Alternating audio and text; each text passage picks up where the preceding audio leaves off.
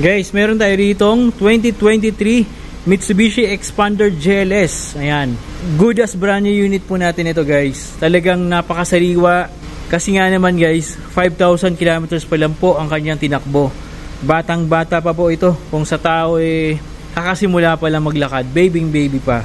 Kung gusto nyo guys makatipid and gusto nyo makabili ng good as brand new unit, kunin nyo na itong Xpander natin. Kasi hindi kayo magsisisi dahil talagang napakaganda and napaka-fresh pa. In brand new running condition pa po. Okay? Ito guys yung latest face model ni Xpander. Kung ano yung mabibili sa kasa, ito rin po yung itsura na makukuha nyo.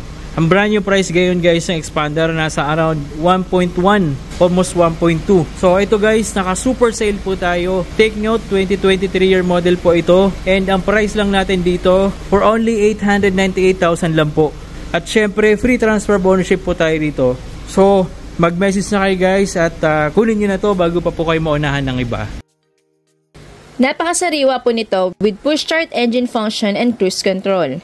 Bluetooth touchscreen infotainment na din with reverse camera and guidelines. Smooth shifting. Very spacious po ang interior nitong Xpander. Panalo talaga. Kaya mag-message na po kayo guys.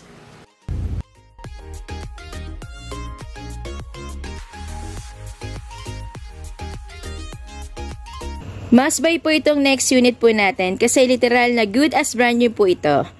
2023 Toyota Innova E 2.8 liter diesel engine. Automatic transmission with manual mode.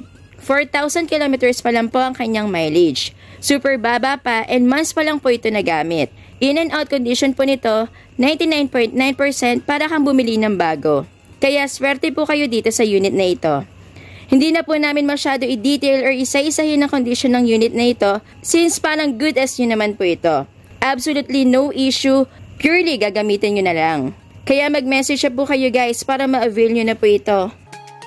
Abangan nyo po ulit yung next upload po namin. Maraming salamat po. Paalam.